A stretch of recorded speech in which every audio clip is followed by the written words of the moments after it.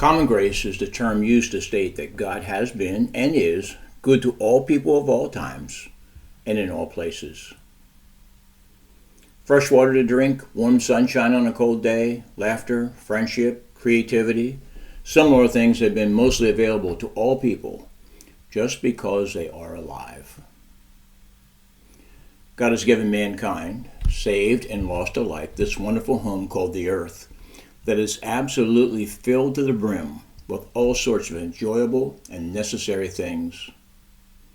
Think of all the metal that has come out of the earth for millenniums and continues to come forth. Gold, silver, copper, zinc, iron, and so forth. God placed all of those there for us to employ and to enjoy. And then think about all the sources there are for energy on and in the earth. Wood, coal, oil, natural gas, and uranium. Early civilizations did not use natural gas and uranium, but they certainly used wood for fire, and then around 1500 BC, coal began to be used in what we now call China. Just think of the provision for mankind. Current estimates, as of 2023, show there are 2,400 trillion cubic feet of natural gas in the USA alone that will last about another 100 years. Cain was a rebellious sinner, but look at the grace that God showed to him, even in that state. He and his descendants learned to farm, and they had livestock. Although it was hard for Cain to scratch out a living, it was not impossible. Cain's great-great-great-grandson, Jubal, was a musician, and he played the harp and the flute. Ever wonder where their instruments came from? The early people were no dummies. They invented their own music and designed and built their own instruments. What does this say about the mental faculties of those in the early years? Many were unsaved, but not without common grace. I think it says they were extremely bright to accomplish so much. In our day, we build from generation to generation on the work of those before us. Not so in the early days. Some say that the fact that Lamech wrote a poem is evidence that this early society was advanced linguistically. To write poetry, one needs skill and command of a language to write rhythmically and concisely. So if a big bag of wind like Lamech can write in poetic form, then yes, this society was rather sophisticated. Genesis 4:25. Adam had sexual relations with his wife again, and she gave birth to another son. She named him Seth, for she said, God has granted me another son in place of Abel, whom Cain killed.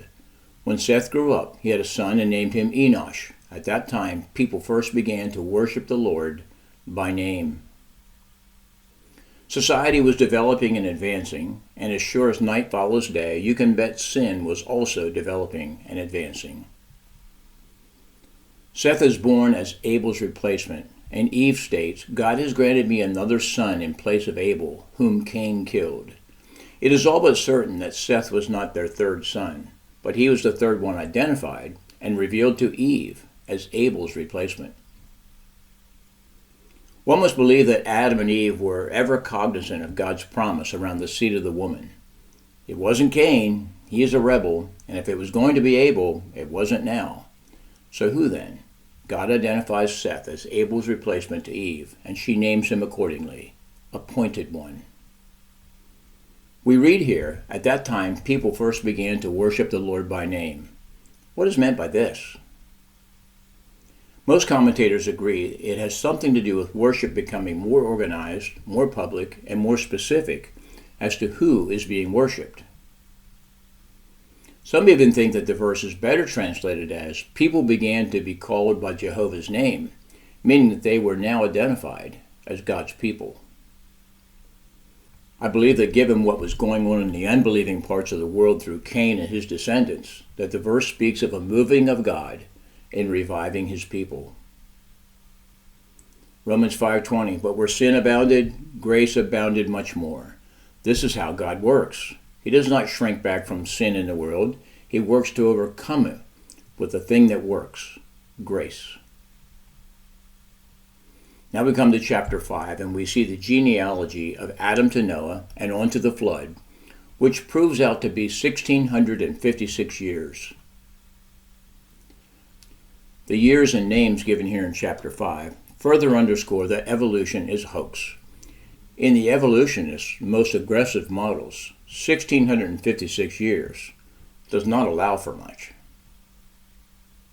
Again, God is way ahead of the curve. Knowing that one day evolutionists will teach nonsense, he provides information to refute their claims. Given the ages of the people who lived in the antediluvian age, it is estimated that as many as 7 to 10 billion people could have been alive when the flood came. This is possible over 1,600 years because not only were people reproducing, but they were not dying off for hundreds of years, allowing more time for more offspring. Today we hope to see our grandchildren grow up and marry. In the pre-flood era, one could see their great, great, great, great, great, and etc. children grow up and marry. Points to ponder. Think about all the sources there are for energy on and in the earth: wood, coal, oil, natural gas, and uranium. The early people were no dummies. They invented their own music and designed and built their own instruments. God identifies Seth as Abel's replacement to Eve, and she names him accordingly, Appointed One. This class, and indeed the entire school, is dedicated to helping others see that God is bigger than we think and better than we know.